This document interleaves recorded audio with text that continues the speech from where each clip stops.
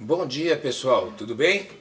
Como eu tinha combinado, eu estou mandando aí um pequeno vídeo para o grupo para discutir algumas questões, né? Iniciar uma discussão sobre algumas questões ou dar andamento para elas, apresentar algumas coisas para vocês, alguns elementos aí de arquitetura, de urbanismo e tal, para a gente poder tentar a partir disso que isso seja uma contribuição para a partir disso a gente poder ampliar essas discussões, aprofundá-las e conseguir idealmente chegar numa proposta conceitual para a ocupação do parque sob o ponto de vista das edificações que nós vamos ter que fazer lá. De alguma forma nós vamos construir e a gente precisa definir como que isso vai ser, não é isso? Então vamos começar dando uma olhada aqui no nosso terreno, né? A gente já sabe, só para reforçar isso aí, essa é a área ao lado do 100 ali que corresponde não só à quinta, né? Como a gente já viu também com a apresentação do Renato no outro dia, mas corresponde também ao farol da ciência, que é do próprio 100. Então é toda essa área aí que a gente tem disponível. Bom, como a gente também já viu, inicialmente a gente tinha uma divisão dessa área em 5 partes. Como a gente pode construir até 20% ou utilizar até 20% da área para edificações, as 5 partes foram divididas e também dentro delas os tais dos 20% que a gente poderia ocupar. E o que seria essa ocupação do terreno? Como é que ela deveria ser ou poderia ser? Bom, a gente sabe que ocupar as áreas sensíveis, como eu estou chamando aí, implica em escolhas conceituais e formais. A gente precisa escolher quais as formas nós vamos usar. Buscar soluções sustentáveis do ponto de vista material e do ponto de vista imaterial. Uma ocupação gradual, então ela vai permitir o quê? Um impacto menor sobre o ambiente e a paisagem circundante, porque se a gente chegar lá e já chegar fazendo grandes coisas, grandes edificações e tal, a gente sabe que aquela área lá ela é muito sensível e ela vai ser muito prejudicada por movimentações muito intensas. Então estou propondo que essa ocupação seja, claro, cuidadosa, mas também gradual.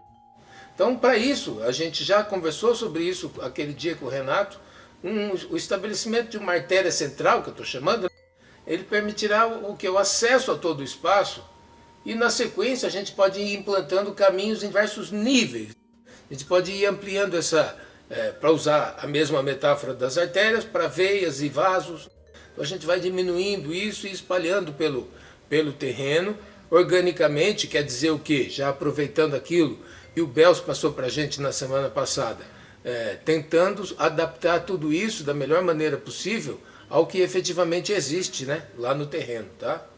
E lógico, eu estou fazendo uma observação aí que é quase tautológica, mas assim, as edificações deverão se integrar ao ambiente. Só que a gente vai ver depois que isso não é tão simples, né? Não é nada simples. Isso pode ser feito de várias formas e a gente vai ter que ver como fazer então.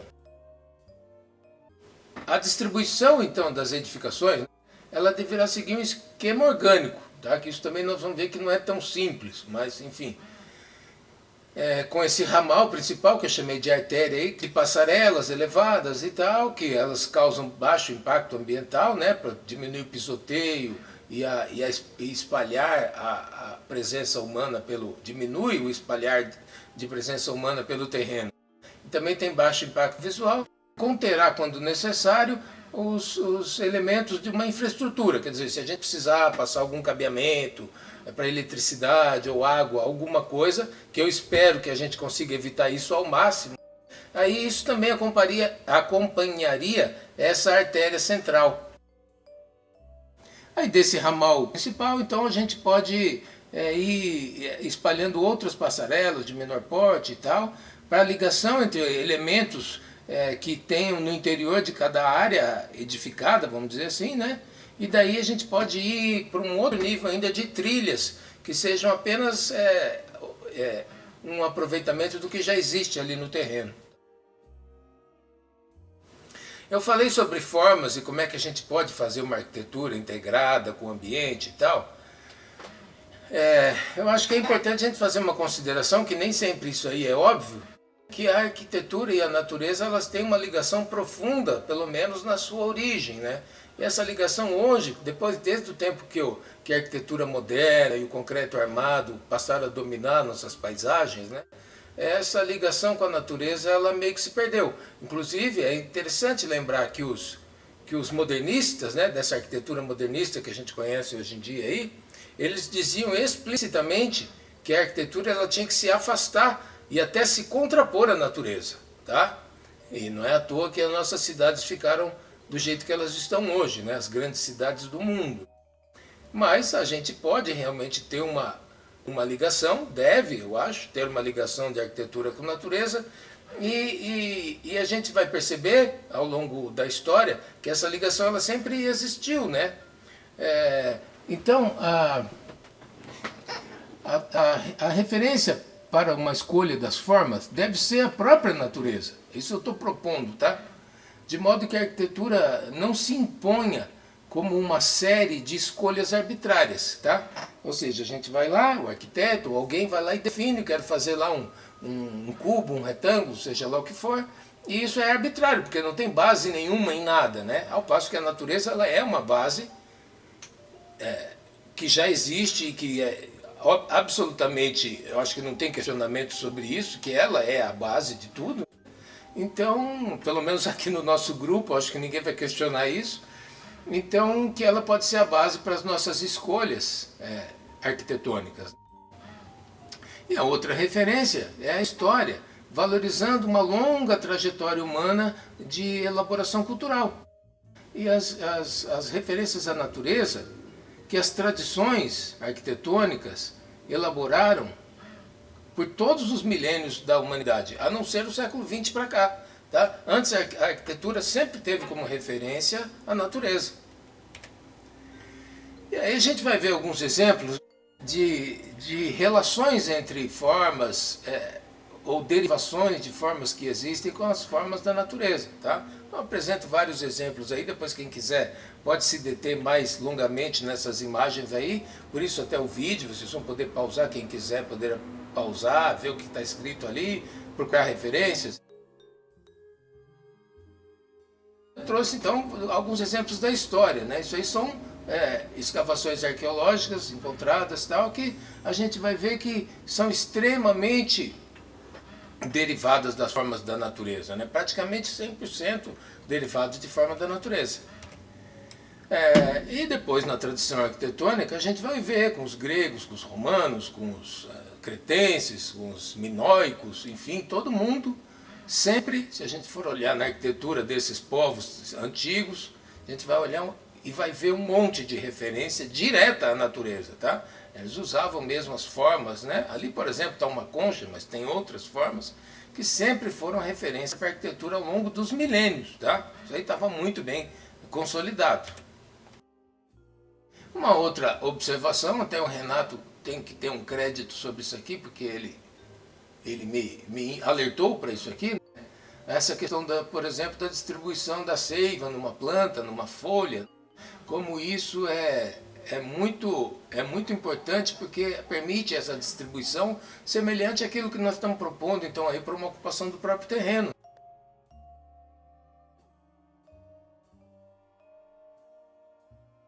Ao longo da história nós vamos achar muitos exemplos disso, de referências diretas.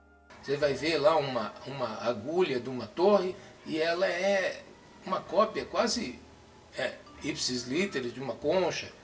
Pontes que seguem o mesmo princípio estrutural de um esqueleto, por exemplo, de um dinossauro. Essas conchas são muito presentes na arquitetura, especialmente no Renascimento, tá? Mas antes já era também. Aí em cima ali é interessante, tem uma outra escavação arqueológica que ela é muito semelhante ao desenho de uma célula. Aí várias conchas aplicadas em vários locais da história, arquitetura, Renascimento, Idade Média, mesmo depois. Tá? Ali do lado direito em cima é o baldaquino que tem no interior, no centro da Catedral de São Pedro, lá em Roma. é o altar do Papa, né? E a gente vai ver que aquelas colunas ali retorcidas, elas são também uma cópia quase idêntica de uma espécie vegetal. Então a gente vai ver que isso aí, se o uso da natureza, ele é muito frequente, muito constante e muito usado como inspiração mesmo. Isso aí, uma igreja barroca, dá para ver claramente como é que o arquiteto Bramante ele se utilizou das formas da natureza. Aí é um outro exemplo que eu acho interessante, isso é na França, o Monte Saint-Michel, ele é bem conhecido, um ponto turístico e tal, e dá para perceber como eles tiveram assim uma inspiração muito grande em fazer a sua arquitetura, essa espécie de vila que tem aí, seguindo exatamente as características do próprio morro. Então não ofende a visão das pessoas, ao contrário, né, isso é um ponto turístico super atrativo. Ver como é que eles conseguiram fazer uma arquitetura integrada, né? Existem muitos exemplos disso, eu trouxe alguns aqui. Aí a gente vai ter ao longo da história um monte de uso mais abstrato, né? Isso aqui é inspirado nas formas da natureza, é um exemplo de Art Nouveau, mas é abstrato, não dá para dizer que é exatamente uma espécie que foi usada aí e tal. Isso aqui é bem interessante, é uma espécie aí, é uma concha, tá ali o nome da espécie, eu não sei de onde ela é, tá? O Belos vai poder ajudar a gente nisso. Mas dá para perceber assim como tem inspirações, por exemplo, nesse portal monumental que tinha para a exposição de Paris em 1900, a mesma exposição para a qual foi construída a Torre Eiffel, tá? Então era um negócio bem inspirado mesmo em formas da natureza. E aí mais recentemente, lá na Universidade de Yale, né, tem um rink de hóquei, que basicamente é uma folha, né? É um pouco abstrato, não é exatamente, mas dá para perceber claramente a inspiração de formas da natureza. Esse aqui eu acho mais interessante ainda, porque por dentro ele é ainda mais abstrato, né? Ele é uma mistura assim meio que de um morcego com uma ave, não sei, não dá para dizer exatamente, mas como é um terminal de um aeroporto, né? O arquiteto fez uma arquitetura assim bastante inspirada em formas aerodinâmicas de aves, basicamente, né? Talvez de um morcego, não saberia dizer, porque não é tão explícito. Mas dá para perceber essa inspiração das formas da natureza. E é uma arquitetura muito interessante, tanto que também hoje não é mais um terminal de avião, mas é um ponto turístico. Isso aí são outros exemplos de uso de formas da natureza, quando Frank Lloyd Wright fez uma fábrica inteira da Johnson lá nos Estados Unidos, com essas espécies de, sei lá, de caules de palmeiras, alguma coisa assim, ou cogumelos. Também não é explícito, não é uma cópia, né, da natureza, mas enfim, dá para perceber claramente essa inspiração aí da natureza nessas formas e que tem uma função estrutural muito importante, tá? Ele resolveu vários problemas de estrutura usando essas formas da natureza. Ele também fez essa que é mais abstrata ainda, é um museu famoso, quem já esteve lá em Nova York provavelmente deve ter visto, né? O Museu Guggenheim, famoso na Quinta Avenida e tal, que é bem orgânico, né? Inspirado em formas da natureza também. Aí nós temos esse outro arquiteto, é muito interessante, esse não é tão conhecido por quem não é da área de arquitetura, que é o Hundert Wasser, um arquiteto austríaco. E ele fez umas coisas que eu acho assim muito interessantes lá na Áustria, tá? Algumas dessas fotos aí são antigas, então são de maquetes, mas tudo isso que eu estou mostrando aí do Hundert Wasser, hoje em dia está tudo construído, tá? Isso aí existe. E eu acho assim bastante interessante os tipos de soluções que ele faz, prédios, os tetos vegetados, você pode literalmente subir no prédio, o jardim e o teto do prédio são meio que uma coisa só, o uso das cores que ele faz, a inspiração toda em formas da natureza. Isso aí tudo, ó, são maquetes nesse momento aí, é antigo esse livro do qual eu tirei essas fotos. E a maioria desses lugares eu já visitei, mas a gente não consegue, eu, né, como turista lá, não consigo ter uma foto desse tipo, tá? Você chega lá, você é pequenininho, você tira uma foto do conjunto e você não consegue mostrar isso assim, com uma foto amadora. Eu não tenho drone e tal, enfim, mas essas coisas quase, se não todas, pelo menos quase todas foram efetivamente construídas, estão lá na Áustria e podem ser visitadas, são muito interessantes. Esse prédio também, isso aqui é uma maquete, mas hoje em dia esse prédio existe, tá? Então você vai ver que ele é um prédio que tem, se não me engano, 12 andares lá naquela parte mais alta. E é um prédio que eu entendo assim que se integra muito bem com as formas da natureza, apesar de, essa é a questão, né, que ele tinha que fazer um prédio de, sei lá, 12 andares. Mas dá para fazer um negócio muito legal, na minha opinião, com essas soluções assim de formas da natureza e tal. Aqui uma outra edificação, isso aqui acho que é um jardim da infância que ele fez. Isso aqui literalmente, da de esquerda ali, é um restaurante, tá? É um restaurante de beira de estrada, do qual faz parte essa escada da direita também ali. E esse do meio é um predinho residencial, são os apartamentinhos. Agora aqui a gente já tem um outro arquiteto que é o Senosiain, lá do México, né? E ele usa também bastante soluções assim de formas orgânicas. Eu acho muito interessante. Isso tudo está construído, tá? Isso aqui não é CGI nem maquete, são efetivamente casas que ele fez lá. Tá? Isso aqui também claro, dá para ver que é uma mansão, né? Mas ok, isso é uma outra questão. Mas assim, eu só comento isso porque obviamente quem fez isso tinha grana, né, para fazer uma coisa desse tipo. Mas é uma arquitetura que eu acho bastante interessante, também virou ponto turístico lá no México. Esse é um pequeno condomínio de casas domo, todas orgânicas e tal, que ele fez. Isso aqui é uma outra casa. O mercado do Senosiain é de casas, que eu saiba até hoje, ele não tem arquitetura pública, assim, por algum motivo o poder público, enfim, não se interessou por contratá-lo e tal. Mas o pessoal que faz casas privadas, né, já construiu bastante casas com ele. Tá? Aqui, ó, outro condomíniozinho, tá? Né? Lá na Cidade do México, muito interessante.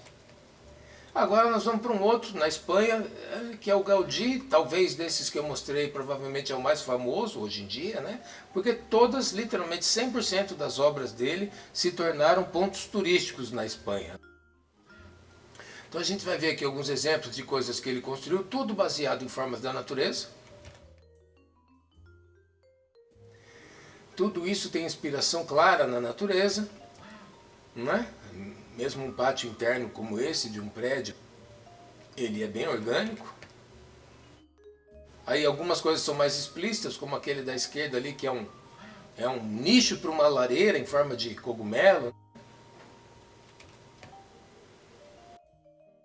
Formas orgânicas nas casas, né? Isso aí são casas, tudo é em Barcelona, tá? Se alguém não foi lá e tiver oportunidade, vale muito a pena visitar as obras do Gaudí, tá?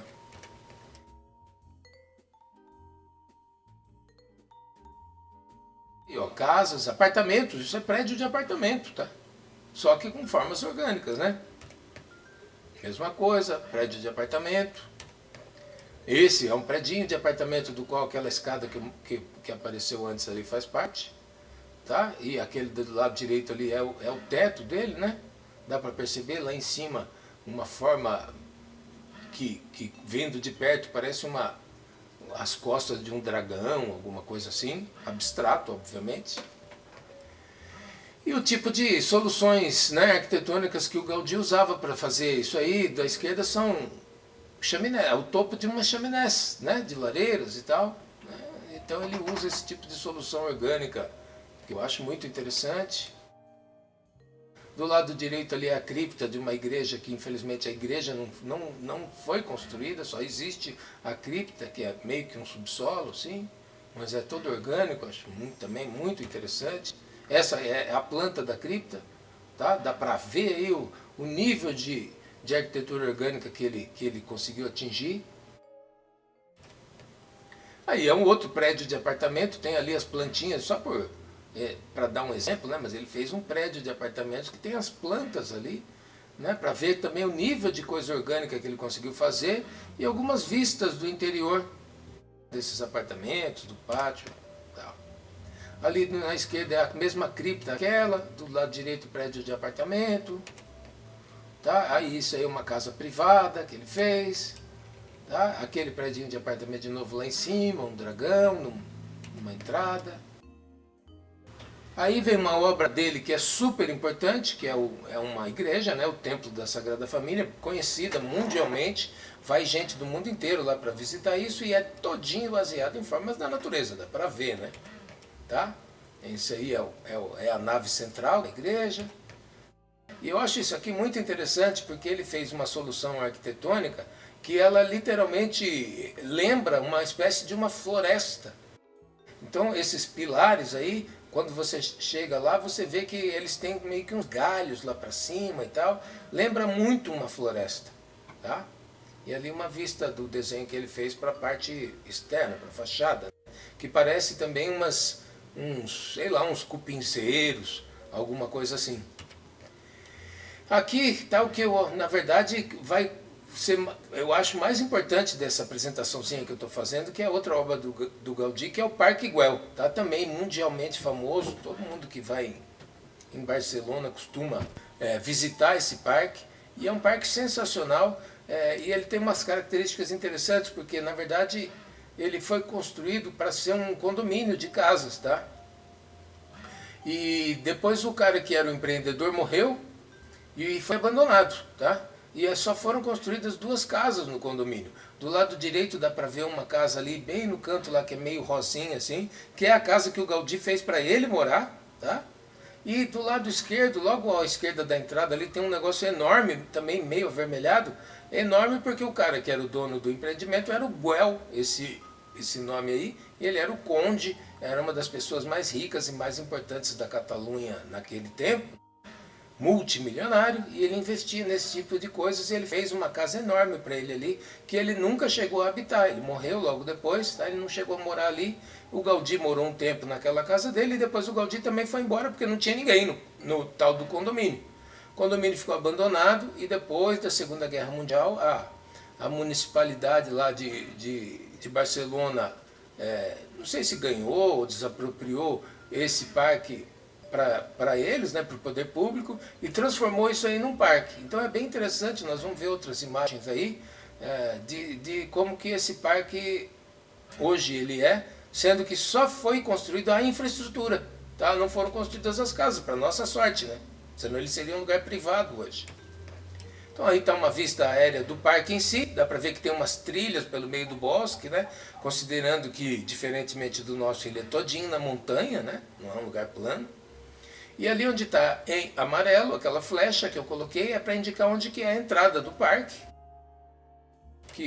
que dá para ver ali, tá? Tem 2 casinhas, uma de cada lado da entrada, que são do lado direito a casa do caseiro e do lado esquerdo a casa do pessoal da manutenção, o responsável pela manutenção, naquele tempo, do condomínio. Então eles fizeram isso na entrada. Hoje são apenas 2 lugares para visitação, muito visitados, muito legais. Então está ali a entrada, né? Essas são as casas, a do caseiro está na esquerda ali e a da manutenção do lado direito, tá? Aí são os detalhes do teto dessas casas.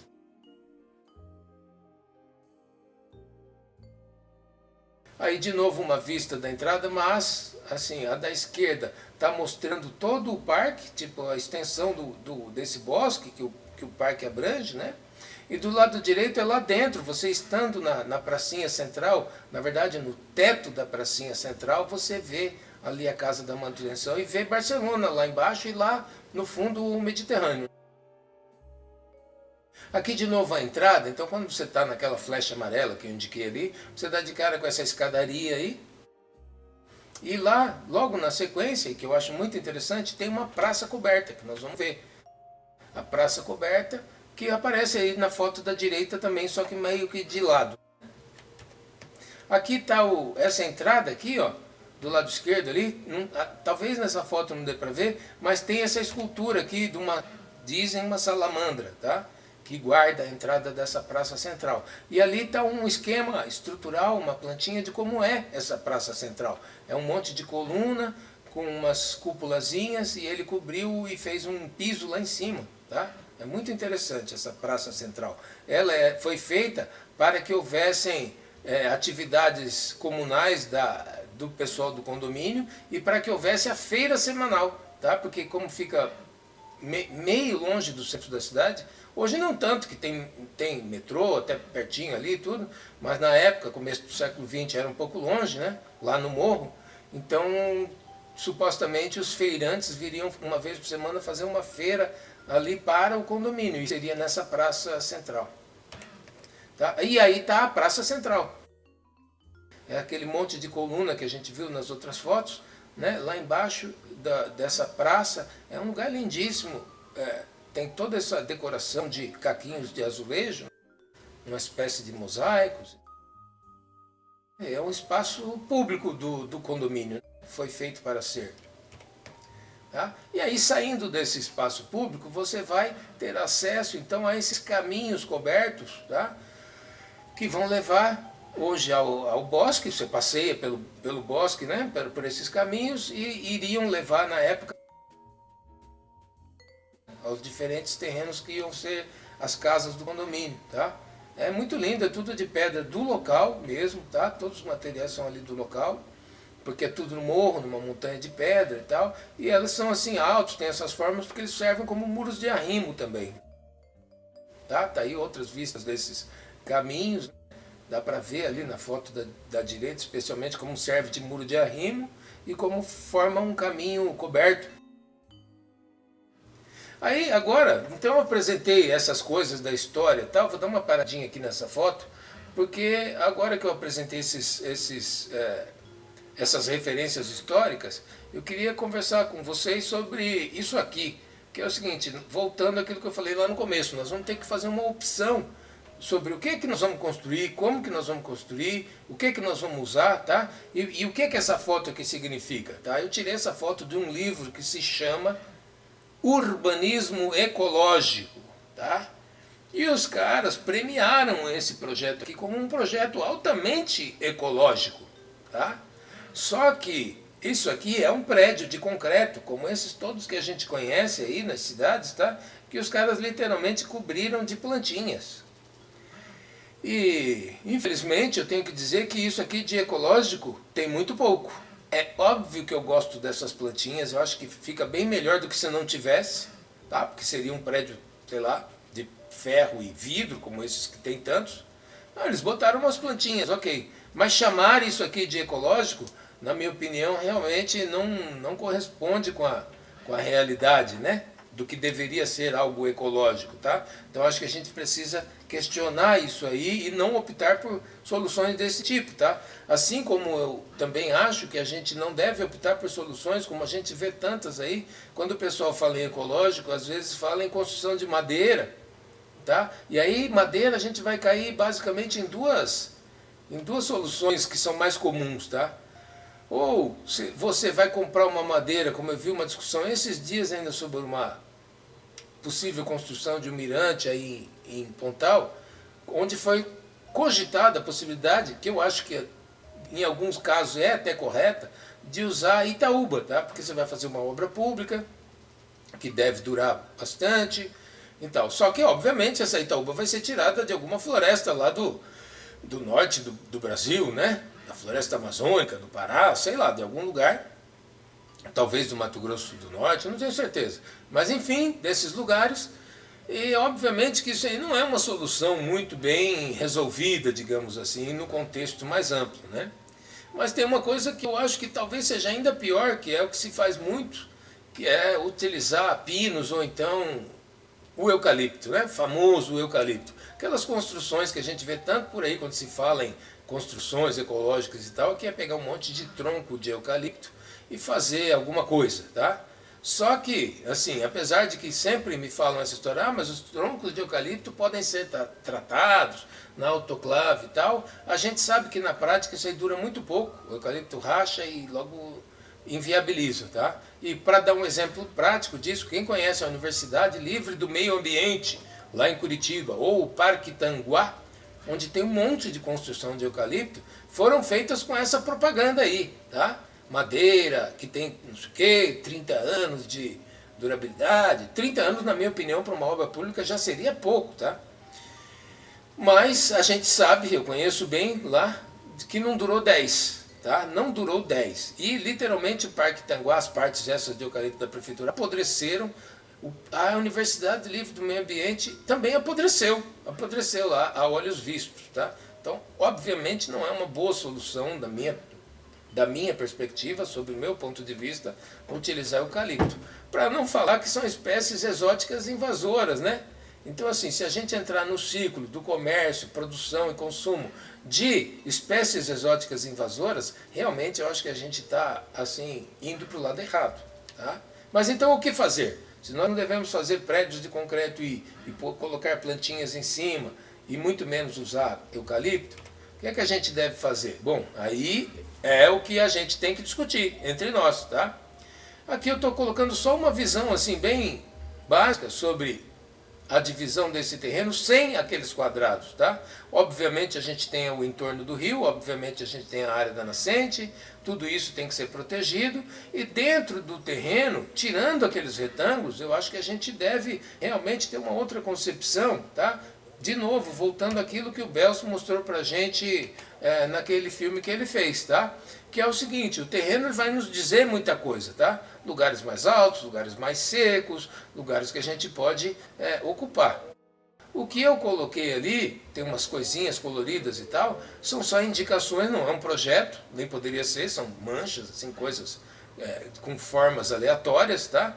Mas eu estou imaginando o seguinte, que do lado esquerdo ali da área de proteção da nascente é a área próxima do 100, tá? Onde a gente já tem um monte de edificação e vamos ter mais no futuro. Prédio sendo construído. Então eu acredito que ali seria a área para a gente concentrar alguma coisa mais edificada, tá? Que a gente vai precisar fazer, obviamente, tá?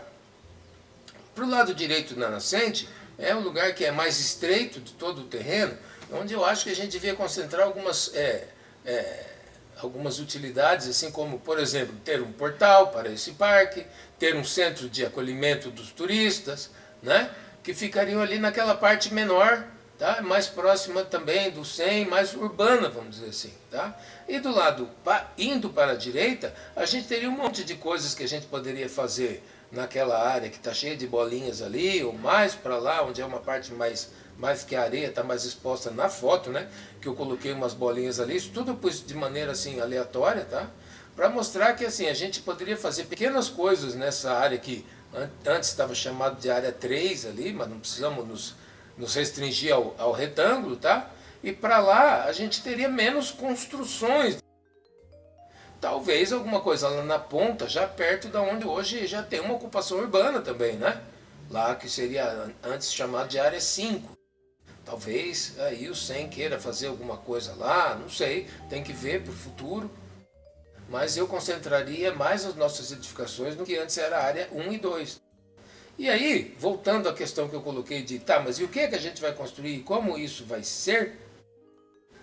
O que é que eu estou pensando aí? Eu estou pensando que a gente, até voltei uma imagem que a gente já tinha aí, tá? Daquele portal lá de Paris e tal, que a gente poderia literalmente, eu estou propondo isso, a gente deveria fazer algumas coisas inspiradas em formas da natureza, tá? A gente tem uma tecnologia, a gente tem toda uma possibilidade hoje de não fazer obras essas de concreto armado, com forma, com um monte de mão de obra. Eu vou mostrar para vocês na sequência, tá? Como é que isso pode ser feito. E eu estou propondo que, aí eu pus umas formas aí genéricas, mas orgânicas, tá? Propondo que também, de novo, em associação com o BELS, aí a gente consiga produzir umas formas arquitetônicas baseadas em conchas, em moluscos que a gente tem no nosso mangue, ou nos nossos sambaquis, tá? Ou no nosso oceano, e a gente produz umas obras baseadas nessas formas, tá? E aí a gente podia ter coisas assim, isso aí, por exemplo, foi tirado literalmente, tá? De uma casca de um caranguejo. Eu não tenho hoje como elaborar isso aí muito bem, nem tive tempo. A gente podia fazer um negócio bem mais bonito, claro. Mas assim, é isso. Propor espaços que o centro de acolhimento ao turista, por exemplo, seja um enorme caranguejo, que dê para ver lá da Ilha do Mel, sabe? E que não chocaria no sentido simbólico mesmo, né? Os bichos do nosso litoral e tal. Alguma coisa assim, tá? Considerando que a gente já tem um cara que faz uns 3Ds maravilhosos pra gente, talvez alguns de vocês já conheçam algumas coisas que ele fez, né?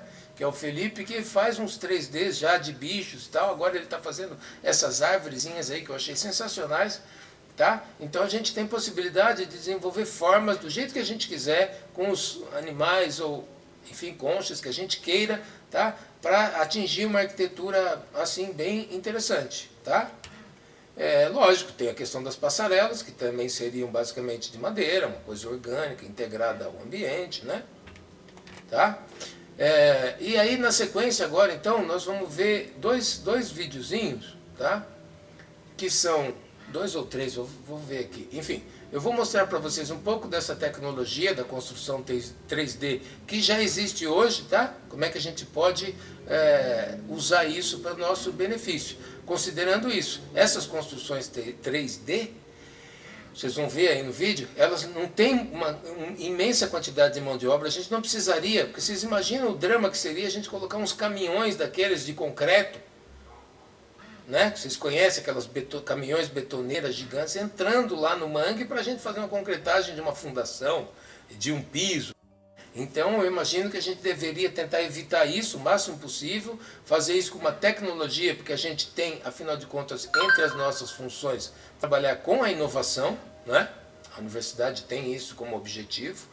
Então, com inovação, a gente podia usar tecnologias extremamente avançadas, fazer uma arquitetura de vanguarda com formas orgânicas que respeitasse o ambiente, enfim, diminuindo quantidade de lixo, quantidade de resíduos que uma construção causa, a quantidade de gente que teria que estar envolvida lá dentro do terreno para construir alguma coisa, a gente diminuiria assim drasticamente. Então tudo isso representaria menor impacto ao ambiente, representariam obras mais rápidas e com formas que respeitassem a natureza, tá? Basicamente, assim, é isso que eu estou propondo. Tem os videozinhos aí que vocês estão vendo. E, enfim, com esses videozinhos dá para vocês terem uma ideia. E daí a minha proposta é que vocês, que a gente, nós todos, né, a partir disso que eu estou mostrando aqui, que a gente faça uma discussão, aí sim, baseada em exemplos concretos, com ideias concretas, que a gente sistematize isso e vê para que lado que o grupo vai escolher, né, fazer essa quinta do manguezal caminhar. Tá bom, gente? E é claro, na sequência eu vou estar junto nas discussões e vou estar aí disponível para a gente desenvolver esses assuntos e apresentar mais coisas, se alguém quiser, tá? Eu tentei fazer um vídeo curto, mas ficou bem longo, na verdade, mas eu acho que vale a pena, tá bom?